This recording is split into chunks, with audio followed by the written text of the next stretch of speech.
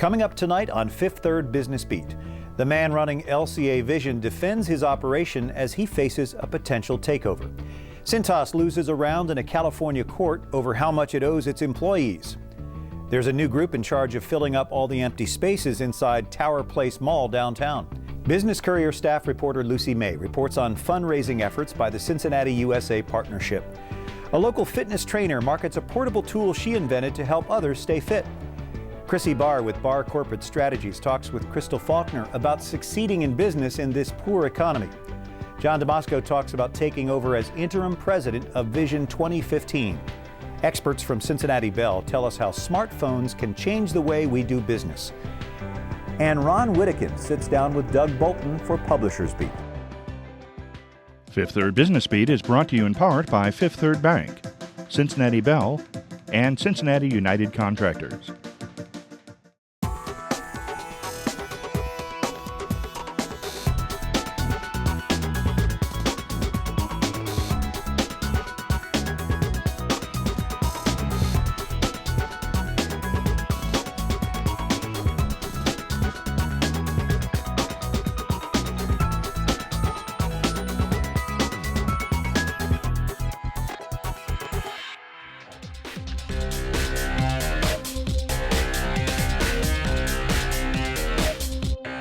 Hello, I'm Brian Patrick. Welcome to Fifth Third Business Beat for Friday, January 30th, 2009.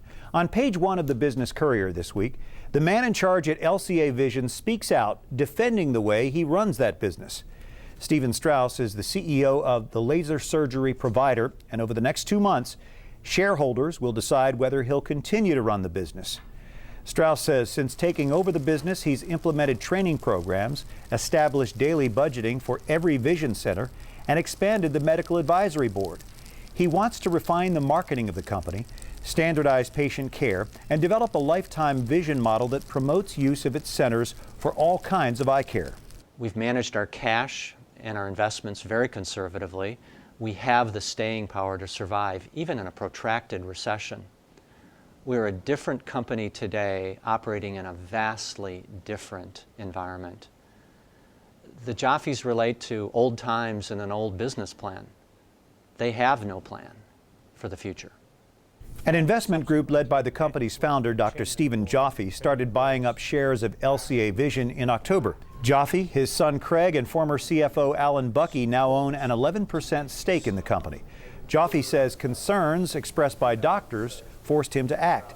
Their non-belief in both management and the board was that they'd seen tremendous shareholder destruction over the 2 years since I'd left, that management really did not understand the business. They regarded it as a retail business and not as a sophisticated healthcare surgical service type business. He says the current management interferes with the practice of medicine. Shareholders will begin voting in just a few weeks. Cintas loses a round in a California court over the so-called living wage laws. A class action lawsuit involving 550 people was filed against the Mason-based company in 2004. That lawsuit claims the company failed to pay workers properly. A California state appeals court ruled that Cintas is liable under a Los Angeles living wage ordinance for all of the hours the covered employees worked, not just the hours they worked on a municipal contract to supply and clean uniforms for LA's Power and Water Department.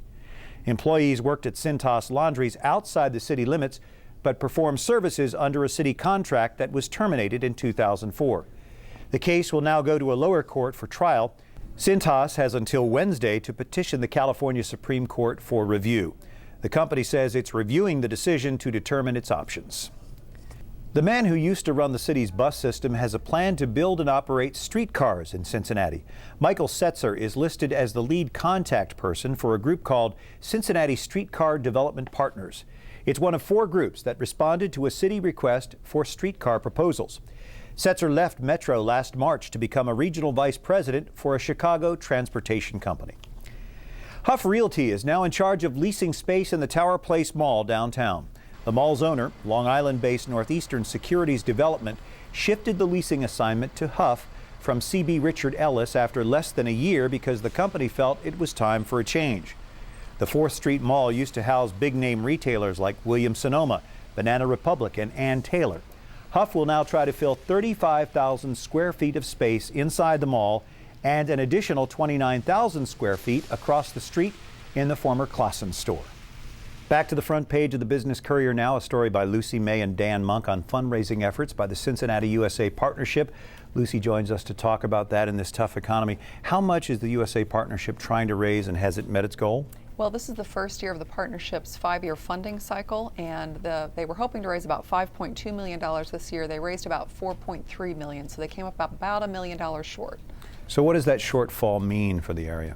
Well, it's a concern because the partnership has a huge responsibility to help bring new jobs and new investment to the region. So the worry is that they'll have to cut back some marketing efforts and find new ways to do their work to make that happen. Yeah, it's a tough time in our economy for them to really start this effort. Are they having a hard time finding investors? They still have about 160 investors for this year's funding cycle. They hope to grow that to about 200 by the end of the 5-year funding cycle. They've had a few investors drop out completely, mostly for budget problems. Some investors have had to cut back on the amount they're giving to the partnership because their budgets are so tight. Hamilton County, for example, is struggling with huge budget problems and had to cut back the amount they give to the partnership as a result. And what new efforts is the partnership taking to draw attention from businesses outside of the area? They're trying to use what they have a little more wisely. They're having local CEOs work more closely to attract people from outside the community. They've had some members of the powerful Cincinnati Business Committee, for example, write letters to site selection consultants and actually meet with CEOs from other communities who are thinking about opening up operations here, just to say, hey, this is why we like the area. These are the kind of employees we can hire, and this is why we do business here. So they're hoping they think that can really be a game changer. We're hearing an awful lot about lost jobs. How many jobs has this partnership been able to generate, and what are they doing to try to hang on to those jobs? Well, in just the past 5 years alone, the partnership has helped create more than 8,300 new jobs for the region, and they've helped draw capital investment of nearly $1 billion. So that tells you what a big impact they've had. They're redoubling efforts to retain the jobs we have by meeting with businesses that already are here, to finding out what their obstacles are to growth and really trying to help remove those obstacles so the businesses that are here growing and maintaining jobs here can stay happy and keep growing in the region. All right, thank you, Lucy. Be sure to read Lucy May and Dan Monk's story on the front page of this week's Business Courier. Here's the Courier Greater Cincinnati Stock Index. We tracked the performance of about 40 local stocks compared with the broader market using the Dow Jones Wilshire 5000 Index. The market lost ground last week. The local index fell almost 4.5%, while the overall market lost about 2.5%.